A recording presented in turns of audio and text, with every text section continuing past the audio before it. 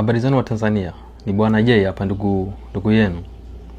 Nawasalimia sana na pole kwa mambo ambayo yanaendelea kwenye nchi yetu, mambo ya kutisha sana.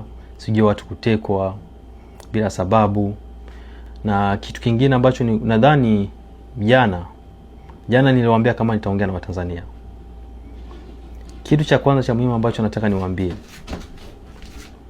maandamano ya Sabasaba yapo pale pale, na naamini kila Mtanganyika atatoka kwa sababu ya kupigania haki ya Watanzania.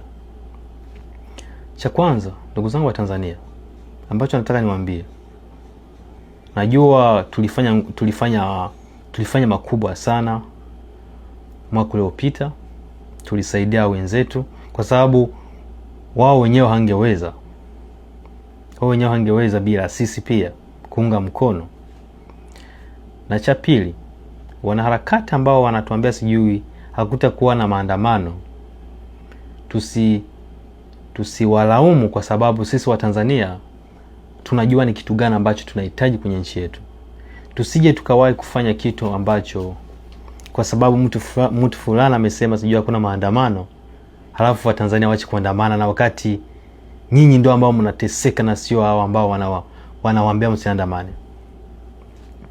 Cha pili, ndugu zangu wa Tanzania, kiukweli tunajitoa kwa sababu yenu, nisidanganye, tunajitoa kabisa. Tunajitoa, na ndio maana muda mwingine tunakuwa tuko busy, tuna post kwenye mitandao, kwa sababu tunapo post kwenye mitandao tunajikuta tunaongea na Watanganyika maskini kama sisi hapa.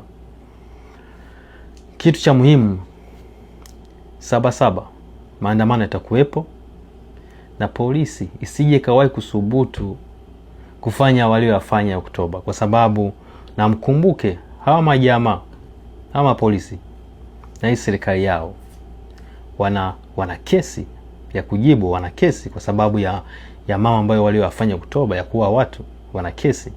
Na ndio maana majamaa maandamano sasa hivi wanakiogopa sana. Mnajua ni kwa nini?